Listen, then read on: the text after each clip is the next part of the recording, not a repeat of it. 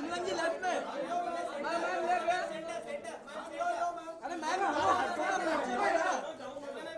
Ma'am सिमरन जी है इधर सिमरन जी यहाँ पे wait ma'am wait please wait ma'am wait ma'am wait ma'am थोड़ा पीछे चलो। Thank you so much for being here, and a very, very warm welcome to all of you. My name is Mini Mathur, and I welcome you all to India's first cinema summit, brought to you exclusively by Dainik Jagran, India's largest read daily. Yes, there's no GST on audience applause. Come on. It's going to be a fantastic session, a fantastic half day that all of you, and I hope all of you are going to be staying long enough to enjoy it. Dainik Jagran is a group that believes in creating and promoting a culture of cinema appreciation. And all their initiatives, like the Jagran Film Festival, the Jagran Cinema Summit, attempt to enhance and celebrate cinematic influences. Ladies and gentlemen, the Indian film industry is, as you all know, on the cusp of a lot of changes. Exciting new writers are coming in, newer, bolder themes are being explored, new technology in filmmaking is making our movies really cutting edge. The contours of the business of cinema are undergoing a dramatic shift as well. And our industry needs an open platform such as this to discuss and debate these exciting, daunting changes. The Jagran Cinema Summit is an initiative by the Jagran Group to fulfill this extremely critical gap, and I hope we'll succeed in addressing some of these issues by the end of the evening. Ladies and gentlemen, first things first, we are all here today as an industry of really proud cinema makers, and there is no event that is possible without an auspicious lighting of the lamp. So I'd now like to request one of the finest filmmakers for me in the world, Mr. Shekhar Kapoor, to please come up on stage and light the lamp. I'd also like to call Mr. Ajay Brahmatmach, the entertainment editor of Jagran, Mr. Basant Rathore, Senior Vice President of the Jagran Group, and the lovely Ms. Kangana Ranaut to come on stage and lighten. And of course, getting them all here, Mayank Shekhar, ladies and gentlemen.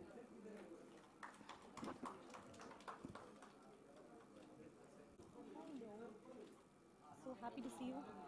Hi sir, how are you? Good to see you. ठीक है, आप कैसे हैं? बहुत दिनों बाद दिखाई दिए।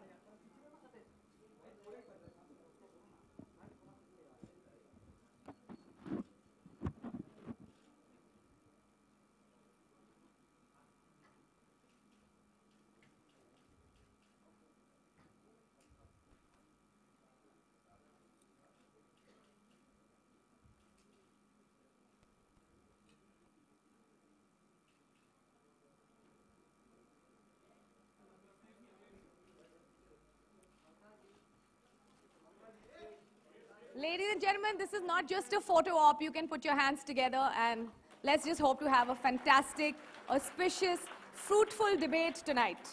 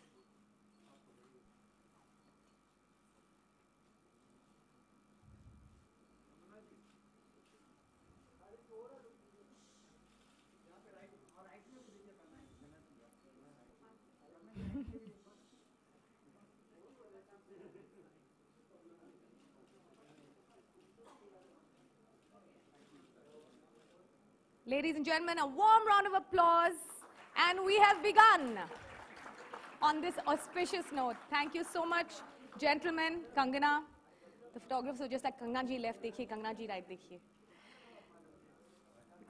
Yeah.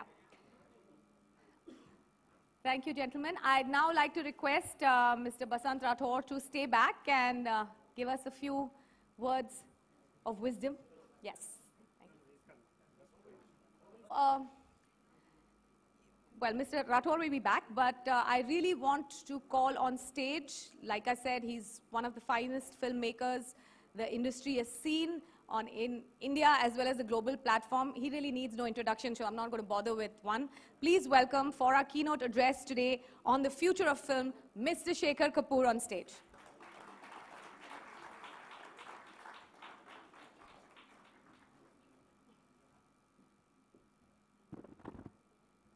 Thank you. Hi, how are you? I thought Kangana was going to be on stage with me. No? Do you want to come? No? Okay, all right. So the question that I've been asked is, what is the future of... What? Okay. So the question I've been asked is, what is the future of film? See, I'm not a filmmaker. I'm a storyteller. Can everybody sit down and be quiet? I've come a long way to talk to you. Okay. Can you keep quiet, please? All right? Thank you. So, I don't think that we need to confine ourselves to be filmmakers. We're storytellers. Most of the questions that I keep getting asked about filmmaking is, which way is film going? And unfortunately, film is now, till now, being only seen as a theatrical experience. And that's our biggest problem, has been all the time. India only has about 9,000 or 10,000 screens, and they're declining. In comparison, let's say China, where they're adding 15 screens every day. So we have to think away from theatrical releases. We have to find platforms beyond theatrical releases. If we are to encourage new talent, if we are to go into forms of new filmmaking, if we are to experiment, we have to go beyond theater. And now suddenly, the opportunities are huge. We have cell phones, right? We have 800 million cell phones in India. Is that a market that filmmakers should be exploiting, as against 6,000 screens? We have Amazon here, we have Netflix here, we have a number of platforms. So when I ask, you know, when I get, people ask me and they're filming me on their cell phones and they say, sir, how do we become a filmmaker? And I said, you're filming me, right? Yes, sir. Do you have an editing facility in your phone or your computer? Yes, sir. I said, then what's your problem? You're a filmmaker. You're shooting, you're editing, you can go home, you can upload it to YouTube, right? So you're a writer, filmmaker, editor, and your own distributor. So what's the problem? What are you looking for? When I started my first film for Masoom, I had no choice but to take a 35mm camera or a 16mm camera, get the money, buy the raw stock, and the only way that I could release my film was theatrically. Now you can release your film in any way possible. So I really going to invite some questions from you. Remember that art has always followed the technology of distribution, right from the time that the cavemen wanted to tell stories. So we have these 5,000-year-old caves or 10,000-year-old caves where you realize that the cavemen have taken stone and engraved paintings, one after the other, like a comic book, to tell their stories. When my daughter was a kid, her technology was crayons. As filmmakers, our technology has been cameras and film and now digital. But as technology goes on increasing, then our ways and means of telling stories goes on increasing. And we should not confine ourselves to say, I want to make films theatrically. We should be able to open ourselves to whatever digital platforms, whatever platforms are being offered right now. And the number of platforms and the number of possibilities is going on every day. Right now I'm making a VR experience, right? Virtual reality. I'm making is that a film? Is that a story? Or is that virtual reality experience? It's storytelling. I am now adapting to storytelling in the new form that's going to come up, which is now taking the world by storm, which is virtual reality. People, we keep saying our business is increasing. If you look at the number of people that are going to theaters, that's decreasing. We talk about multiplexes. 95% of India cannot afford to go to multiplexes. We used to say film in India is a mass medium. How can it be mass medium if 95% of the films of the audience can't go to see a cinema because it's too expensive? I came You know, I came from America one day. I landed. My driver and my peon came to pick me up, and I was just talking. And my peon said, "Sir, आप सैराट जरूर देखिए. बहुत खूबसूरत film है, बहुत अच्छी film है." मैंने कहा, "हाँ, मैं देखूंगा, लेकिन तुम तो थिएटर जाते नहीं हो, तो तुमने कहाँ देख ली?" कहते, "सर, सैराट पर देखी." Said, "Sairat, Sairat, what are you talking about?" Then my driver said, "Sir, Sairat बहुत अच्छी फिल्म है, आप जरूर देखिए." मैंने कहा, "आप थिएटर गए?" सर, "नहीं सर, सैराट पर देखी." वही सैराट क्या है? I realized they were saying share it. There's an app called Share It. They've all seen it. And yet the film's done over 100 crores.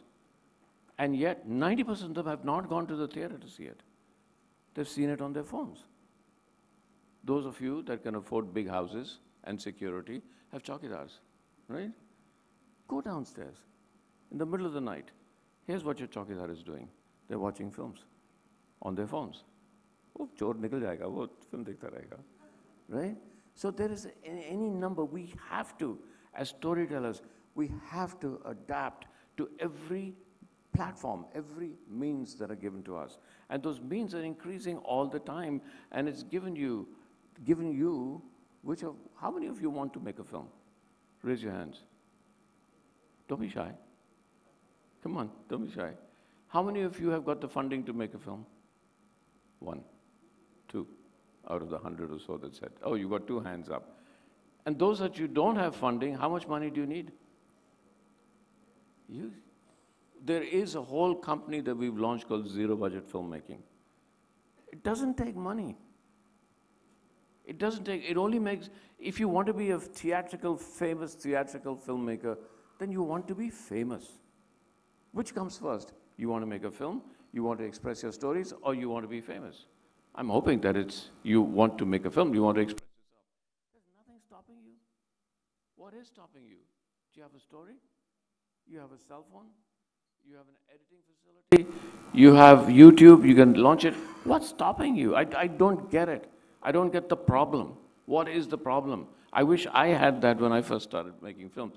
I would have made 2,000 films instead of 5 or 6. Ab main phas gaya. But you have to. It is a vast thing. You just have to understand that the technology of distribution is changing. You have to adapt yourself to it. But more than adapt yourself to it, you have to see it, but not as a challenge. People talk about piracy. More people are watching the film than ever before, and yet theater revenues are going up. Actually, what's happening is that ticket prices are going up, people are going down. But more people are watching films than ever before. They're watching them on new platforms.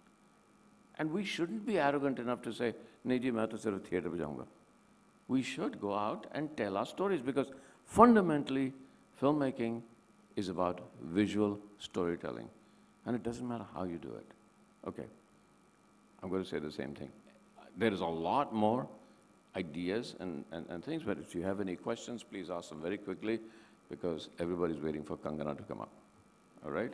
So any questions? Otherwise, I have to leave, because I can see everybody looking there. Right? You're too shy. That's fine. Yes, of course. I've just done a big TV series on William Shakespeare. It's 10 hours. I'm going out now to make a film on Bruce Lee, on his life. So I'm shooting in China right now. You'll probably see that. But, you know, I want to come back, and my fascinating project still remains is Pani. And why would I not? How many of you want to see Pani? Let's see. Why is it not being made? Can anybody tell me that? अरे यार, मुझे मालूम होता तो मैं बनाना देता अभी तक. हैं? पानी का ना? हाँ, जब पानी खत्म हो जाएगा तो मेरी फिल्म पानी आ जाएगी. No, it's fabulous, and in a way, Rajamouli set the trend.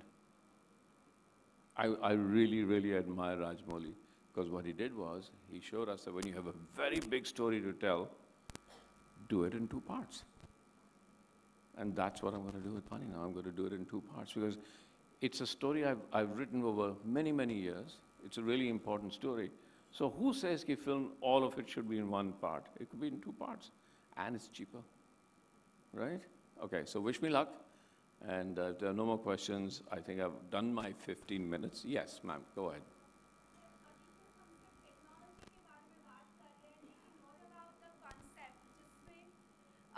जो आपने कहा story telling is all about, तो ये सारा तो सिर्फ एक मीडियम है, तो कॉन्सेप्ट में आपको क्या लगता है कि हम सोसाइटी को अहेड ऑफ टाइम लेके जा रहे हैं या उनको कुछ दे रहे हैं जिससे वो लुक अपॉन कर सके कि हाँ this might be a criteria? देखिए, मैंने आर्ट सोसाइटी को फॉलो करता है और आर्ट सोसाइटी को चैलेंज करता है। साइंस शायद सोसाइटी को आगे बढ़ा देता है और टेक्नोलॉजी आगे बढ़ा देता है, लेकिन कभी कभी ऐसी फिल्म है कि भाई प्रॉब्लम ये है, प्रॉब्लम जैसे मैंने बैंडेड क्वीन बनाई, किसने देखी? क्या सबने देखी? ठीक है, बैंडेड क्वीन में प्रॉब्लम स्टेट की कि ये ऐसा है और ऐसा आगे इसको ठीक करना है, इस समस्या को देखना है, ठीक तरह से देखना है, इसको आगे बढ़ाना है और इसकी सॉल्यूशंस निकालनी है। बैंडेड क्वीन में आप देखें तो आपके सर सॉल्यूशन क्या है? सॉल्यूशन तो एक बहुत बड़ी सोसाइटी की सॉल्यूशन होती है। सर सॉरी टू इंटरप्ट, लेकिन आपने मिस्टर इंडिया भी बनाई, जो अब शायद कुछ समय में ये पॉसिबल हो पाएगा कि लोग इनविजिबल हो जाए। वो तो हो चुका है अभी। आप साइंस अगर पढ़ते रहें जी, तो इस साइंस में अब ऐसा है कि वो लाइट ऐसे दे विल पुट लाइट ऐसे करेंगे तो यहाँ से इर्द गिर्द जाकर वहाँ आ जाएगी और आपको ऐसे लगेगा कि मैं हूँ ही नहीं। वो तो पॉसिबल हो गया है। वो जो हमने कहा था, वो मिस्टर अशोक कुमार का डायलॉग था, वो सच हो गया। अब तो बहुत साइंटिफिक रिसर्च के बाद मिस्टर इंडिया आप इनविजिबल हो सकते हैं। आप जब मुझसे बात करेंगे अगली बार तो मैं देख नहीं पाऊंगा आपको, मैं कहूँगा ये आवाज़ कहाँ से आ रही है ना? तो वो ये भी हो जाएगा। यार ऐसा होता है कि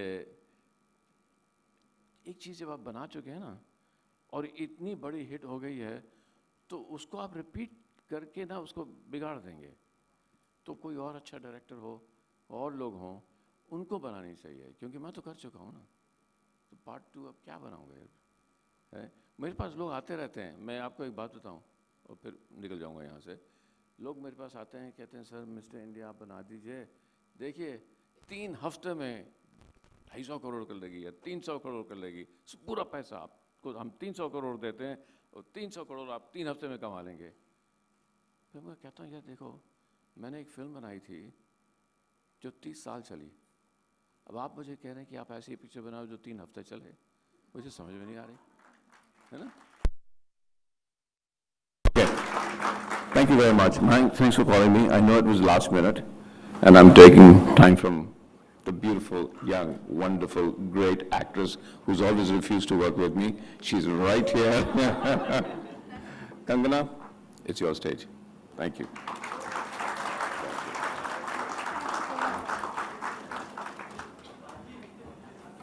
That was certainly a shot in the arm for most filmmakers, wannabe filmmakers, cinemaphiles sitting here.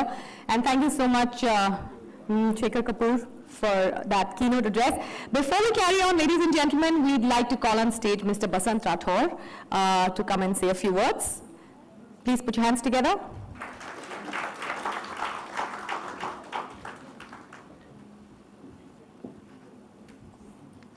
On behalf of the Jagan Group, I'd like to invite all of you formally for the first ever Jagan Cinema Summit.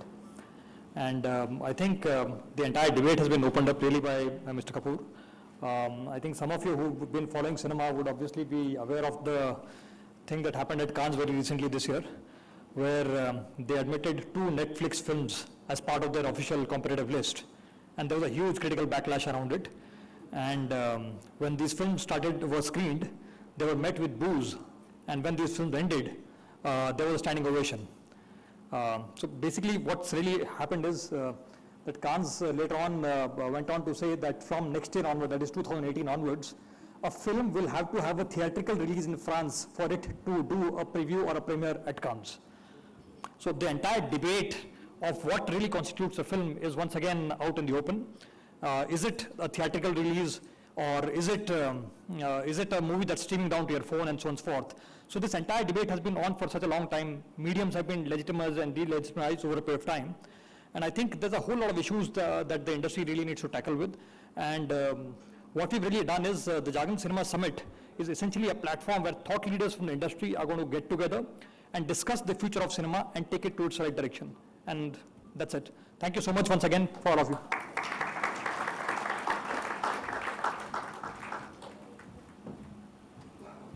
Thank you, Basant. Ladies and gentlemen, first things first. We know why we are all here. We are here today as an industry of people who love cinema, cinema makers. And as an industry, I think we all know that we're one of the largest in the world. Our films are accepted, watched with love, awe, wonder, not just in India, but also across the globe. And it's really quite overwhelming, even for the toughest cinema cynic. With a staggering output of more than 2,000 films a year, landmark directors, mega stars, memorable songs, dance extravaganzas, we are, hands down, the world's most prolific film industry. Enough and more has been written about us, how we've withstood the test of time, how we have a unique identity that is unmatched, and how, courtesy all the technological evolution, it continues to do that. Well, that one thing that it has successfully done ever since the evolution of cinema in our country, which is to thrill, to provoke, and to entertain audiences. But interestingly, you know, thrill finds a new definition in every era, and it is a new kind of thrill that greets a new set of audience. So today's audience is far more exposed, it's far more evolved, more experimental, more invested in what they want to see. So thrill really takes on a different avatar, and it's mostly everything that resonates with the people and their changing values as well. If you really look at, I know this is sounding like a bit of a college lecture, but this really needs to be said. The most recent, if you really look at the most critically acclaimed pieces of work today, they deal with breaking the diktats of mainstream cinema, not following it. They are simple but bold, relatable yet inspiring. They make us uncomfortable, they make us think. And quite honestly, barriers to filmmaking has never ever been lower than they are today. We've got new voices of a changing India. We've got new directors with global voices. We've got young, hungry, maverick actors getting out of their comfort zones, willing to take on roles that give life to a compelling vision. We can see this as being on the edge of a precipice, or we can see this as a new opportunity, but our industry has never been a more exciting place to be. On that note, I would like to invite on stage an award-winning film critic, author, journalist, and a very dear friend. Please put your hands together for the wonderful Mayank Shekhar.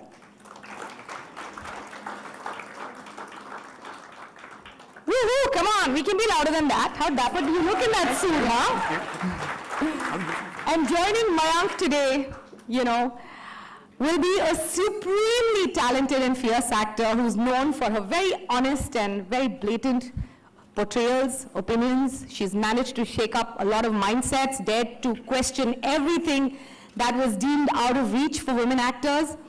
She's made a strong place for herself in the industry with her various powerhouse myriad roles, and she is a fashionista, is also the recipient of 3 National Film Awards, pretty much the reigning queen of Bollywood. I'm a big fan, ladies and gentlemen. Please put your hands together for the lovely Kangana Ranaut.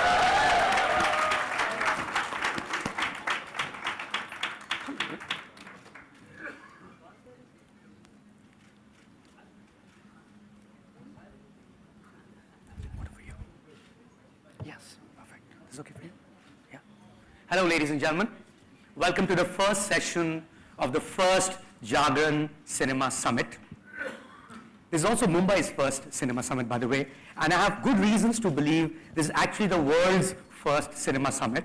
The reason I say that is because we have the Twitter handle Cinema Summit. Nobody else has it. So either we got lucky, or there's actually no other cinema summit of that nature.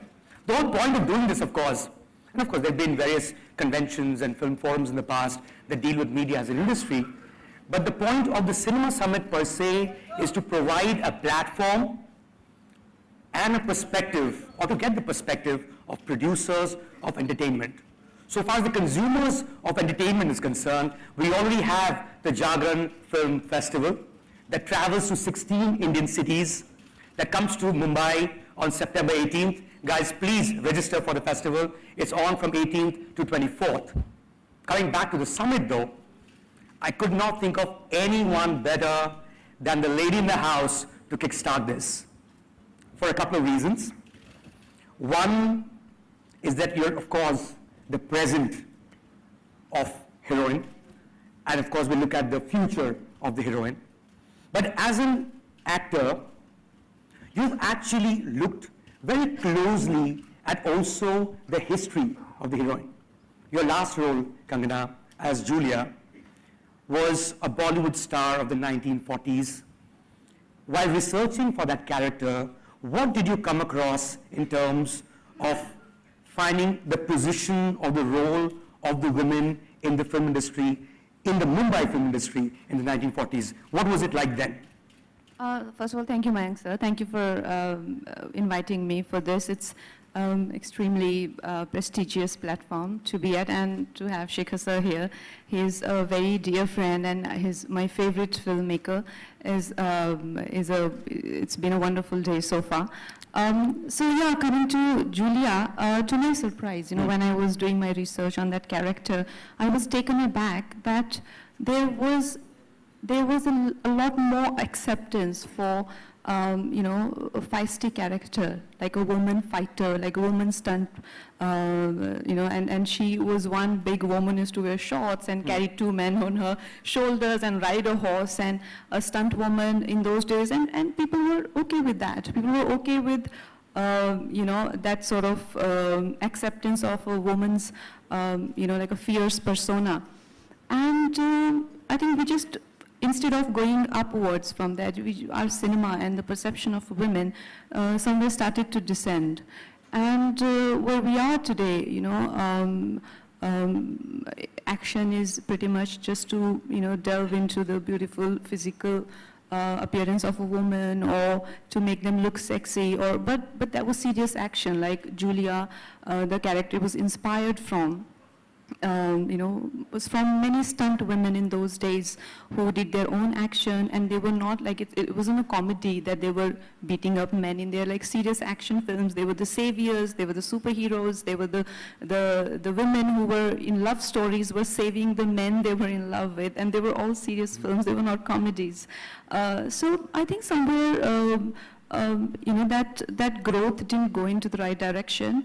Of course, Julia's story, her personal life was a reflection of how women has been, in the past, and her need to have a surname, and her need to have a social security, in terms of acceptance of a man and a lover.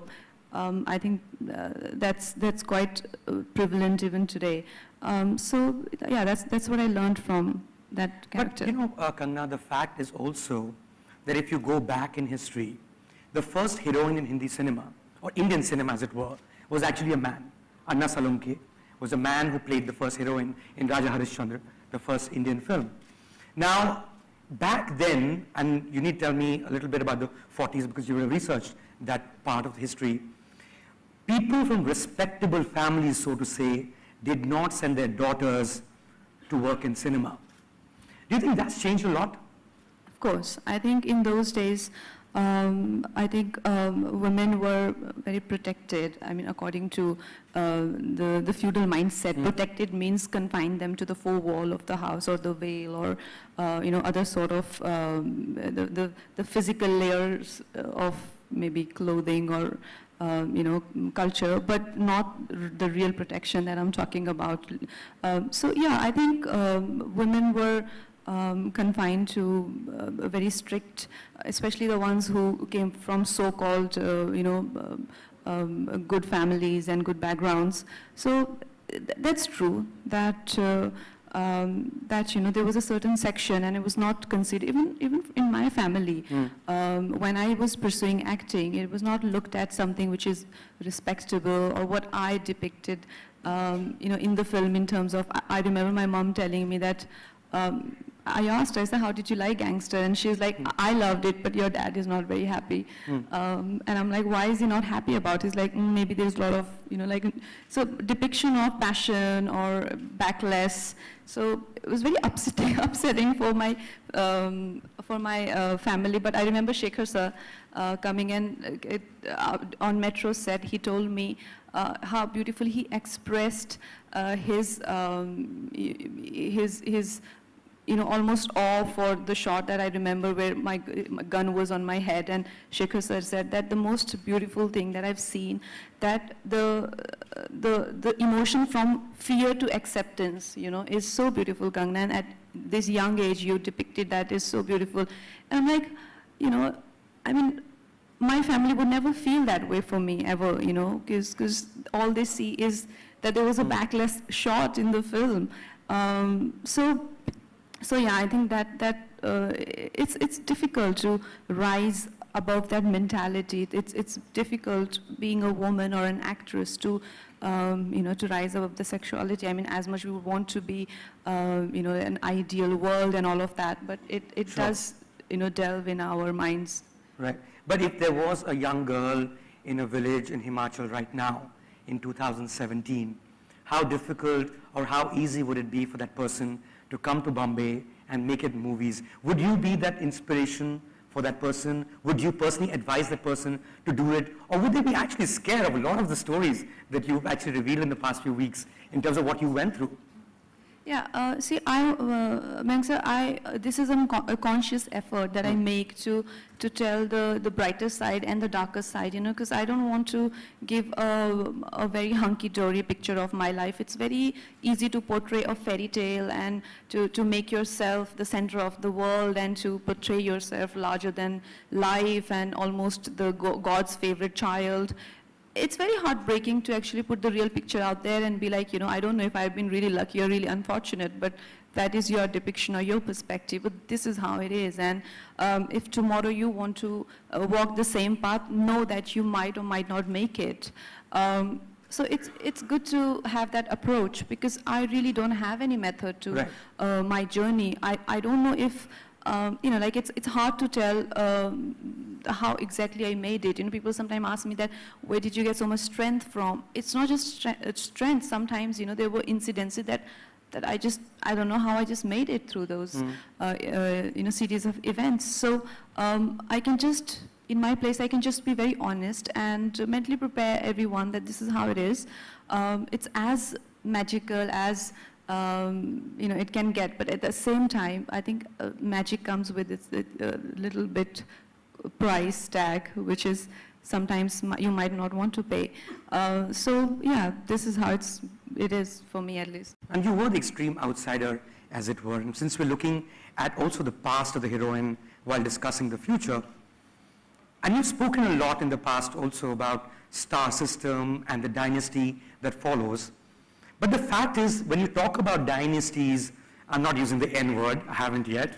When you talk about dynasties, the lineage has traditionally in Bollywood been between the father and the son. So the father is a producer, the son could be a star. The father is a star, the son could be a producer. For decades on end, and up until a couple of decades ago, or perhaps a decade ago, people from film families did not send their daughters or their wives to work in the movies.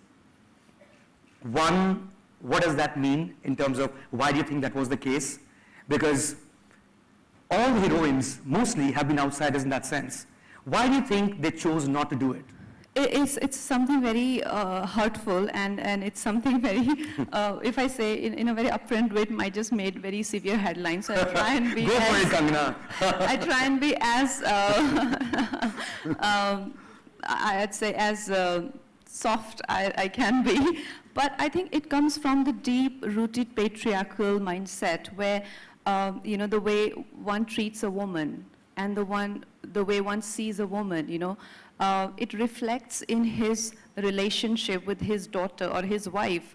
And, you know, like in the world of glamour and the world of opportunities, we all know that, you know, being in this, you know, amazing, it's almost like a fantasy land. It's almost like a, you know, to be in a film business or to be in any show business for that matter is, you know, it's full of magic, it's full of epiphanies, it's full of creativity, neurotic artists and opportunities, and above everything, it's full of that magic which overnight changes everything and makes life, you know, turns ordinary into extraordinary, extraordinary into fantastic, and fantastic into tragic. You know, it has that extraordinary power to it. So yes, it's a land of opportunities, and you meet people, and you have these endless opportunities. But when we see a man do that, we don't find anything wrong in this. You know, to have multiple sort of, you know, opportunities, to be a millionaire, have multiple mating partners, and you know, so just go about living your life like a maverick. But when it comes to a woman, you know, there's there's a strong sense of guilt that comes along with it. You know, for a man, it's unbelievable, you know, that how a man perceives his own, you know, sexual life and the woman that, you know, maybe he's dating or are, you know, I think it's always assumed that sex for a woman is actually something, something of, you know, a kind of tragic for them, right? So I think, is there a brawl outside? Okay, yeah, sorry, I got distracted. So I think I know a lot of people who, you know, who are being very protective of their women, and it's all about keeping them away from you know, a lot of you know, a lot of men or opportunities or glamour, because why? They're going to get swayed with it, they're going to have affairs, and men are going to treat them badly. Basically, men are going to have sex with them. So having sex for a man is something which is about having fun and living a good life, but for a woman, it's something which is, you know, like doing some sort of, you know, like a bad thing to them. So that is how a man perceives, you know, the life in glamour world. They openly say this, you know, that when it's an affair of their son, you will hear so many men brag about it, you know, that my son is this, you know, is this the Casanova. Casanova, and what will he do in his youth, you know, and if not have these multiple affairs. They openly talk about it, but when it comes to their girls, you know, there are restrictions, and they flaunt that. How dare my girl is going to date anyone? How dare my girl is getting into films, and people are going to see her wearing mini skirts? And these are these petty reasons. I mean, I wouldn't want to, I wish it was anything else, but these are the petty reasons, that my girl is going to wear bikini, but I don't mind having 15 bikini-clad women around me, or my son. It's as petty as it is. I mean, it sounds stupid, but you can have so many, you know, like you would know, there's so many examples of that, and they're quite open about it, and they feel it's very manly to have these kind of values, not really values, but these sort of feudal ideologies, and to flaunt it like that. And it's making our society even more regressive, even more feudal and chauvinistic, you know, these sort of, and it does stem out of it, that, you know, like a great family of, you know, like this film business, son will make, and this happens in many small industries as well. It's a common fact that, I don't want to name superstars because I'm not sure, but someone's daughter decided to be an actress, and fans committed suicide. Fans committed suicide. And the son is, of course, is the reigning superstar, but the daughter decided. Fans committing suicide would have to be south of India, no? Yes, south of India. Sure. Yeah. So they committed suicide, that the daughter of the house will wear a mini skirt. How would that happen, and how is that even possible? So this is the psyche of our you know, culture, and this is how the masses. This is what a woman is, just an object.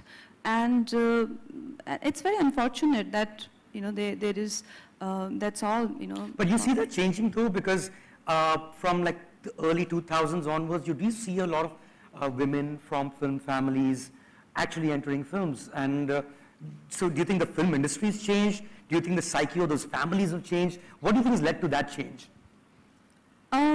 Well, I think most probably the society in itself, you know. I think initially, to begin with, our cinema was extremely premature, and the way, exactly, you know, the way the industry was, it wasn't, you know, this sort of you know, flourishing business proposition.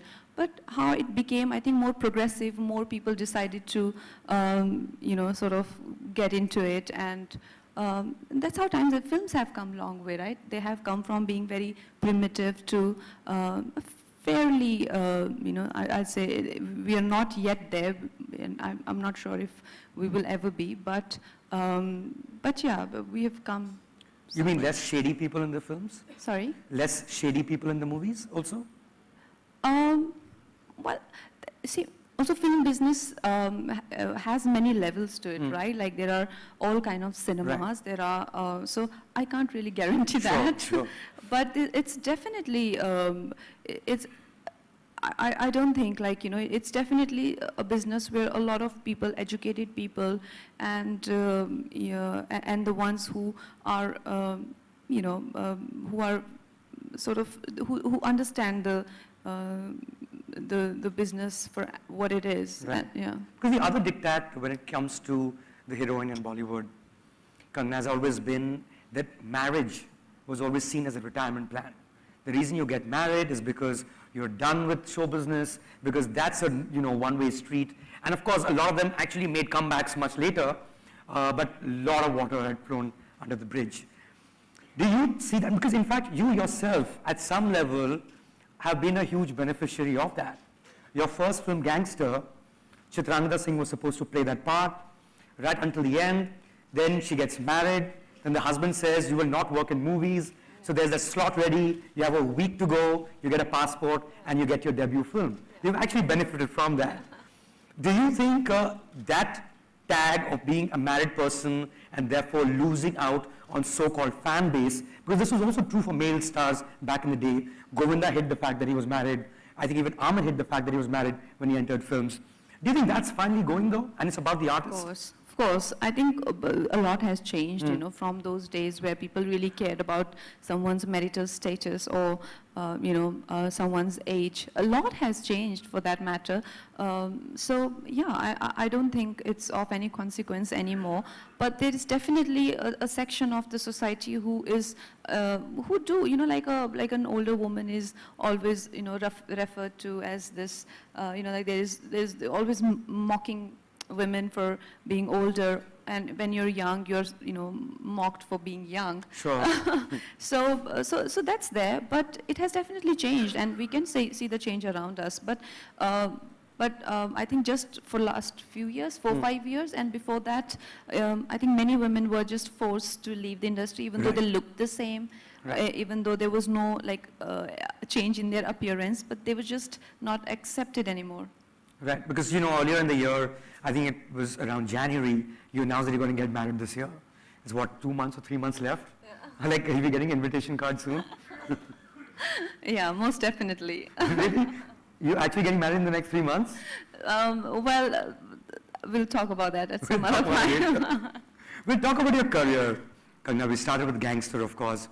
But I have an interesting story with regards to you. And this is, I think, 2012. You invited me to your birthday party. I don't know if you remember. This was in... Of course, I remember. In Olive, in Bandra. Very sober affair, very nicely done, friends, some media people. And it was what you would call a small birthday party, as birthday parties should be. Then 2014, Queen happens. Thank you for not inviting me to your birthday party that year. But I saw the pictures, and absolutely the entire Bollywood A-list was lined up outside your house, Amitabh Bachchan onwards. That's how things turn in show business. What does something like that teach you about the world in general and showbiz in particular? Like I said, Mayank, you know, there is a fantastic quality to this world, you know, when especially the field of art. You know, it can make you, these extreme circumstances sometimes can make you a bit, you know, it's a bit unsettling, you know, to go from one extreme to the other, and once if you've sort of tasted that sort of shift, it's very hard to come back to the ordinariness of life, you know. Right. So that's true, and I don't know if I am a recipient of that sort of, you know, magic and that sort of, you know, shift, or I am a victim of it. Because you never know, because sometimes it just feels that it hits you so suddenly that you're just never ready for it.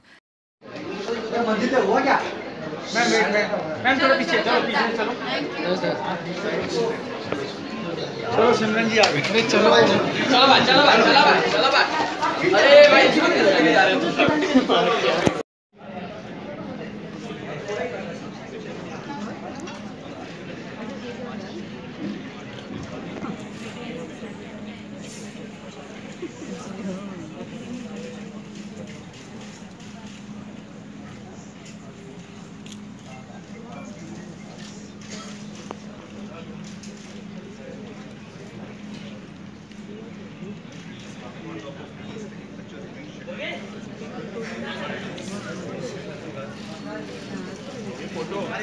Not just a photo op, you can put your hands together and let's just hope you have a fantastic, auspicious, debate tonight.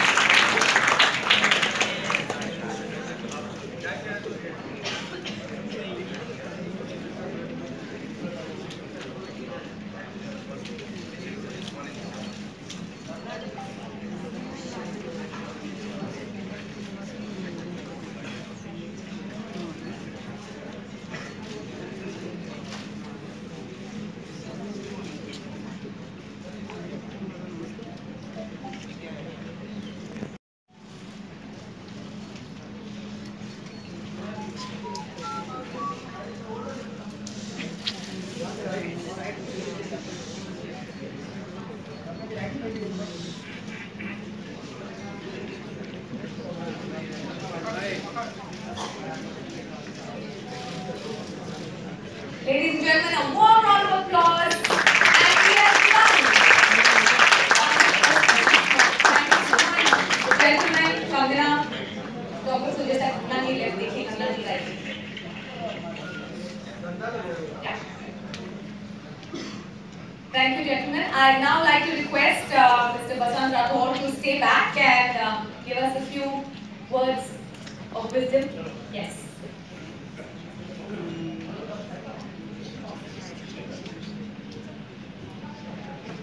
Okay, so